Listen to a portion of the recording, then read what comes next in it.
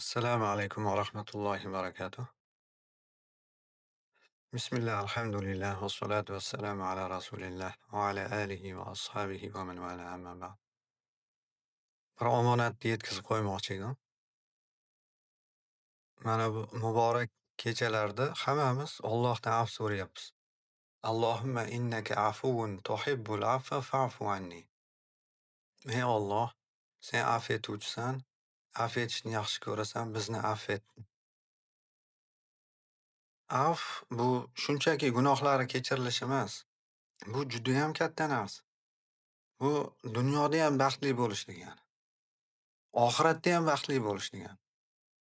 Moddiy ne'matlar degani, ma'naviy ne'matlar degani. Ya'ni jannatni tushunavering. Alloh afv etdi degani jannatga kirdingiz degani. Endi bunga erishishi judayam tez yo'li bor. Shuni yetkazib qo'ymoqchi edim.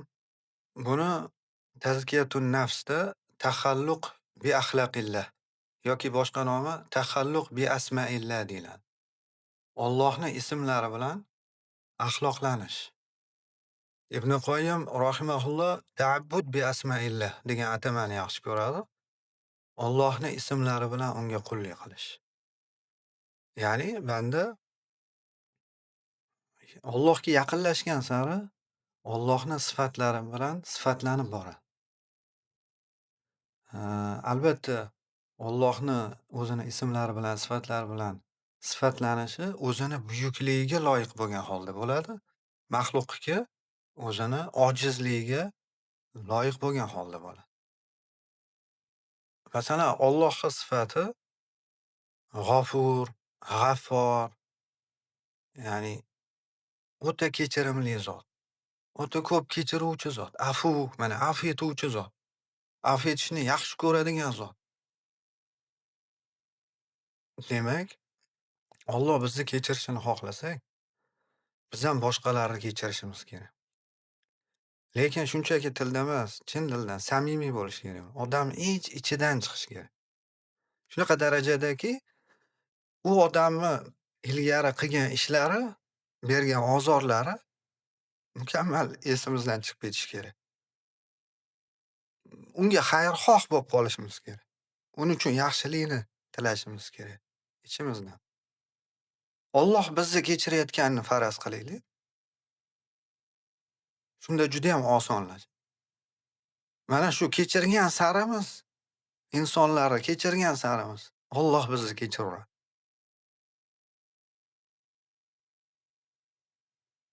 O'zi afvga, ya'ni jannatga erishish uchun bir ikkita odamni dunyoda ozorini kechirish, u yoqda tursin, butun umr azob beriladi senga, jannatga kirasan, buni evaziga oxiratda desachi, jannat bilan do'zaxni ko'rgan odam rozi bo'lib ketadi. Oxiratda odam hatto orzu qiladi. Dunyoda qiynalib yashagan odam, qiyinchiliklar, musibatlarga uchragan odam oxiratda jannatda boyagi evazini ko'rib qiyinchiliklar. Qaniydi dunyoda badanim qaychilar bilan nimta qilinsa edi deydi. Shuni orzu qiladi. Toki oxiratda buni ajrini ko'p qilib olish uchun. Endi bu yerda afvga erishish uchun faqatgina kechirish talab qilinyapti. Boshqalarni kechirishimiz kerak. Shunda Alloh bizni kechiradi. Qarang, biz Allohga shuncha gunoh qilamiz. Tinimsiz u bizga ne'mat beradi, biz unga gunoh qilamiz. Keyin Alloh kechirishini xohlaymiz. Lekin o'zimiz boshqalarni kechirgimiz kelmaydi. Bunaqa bo'lmaydi.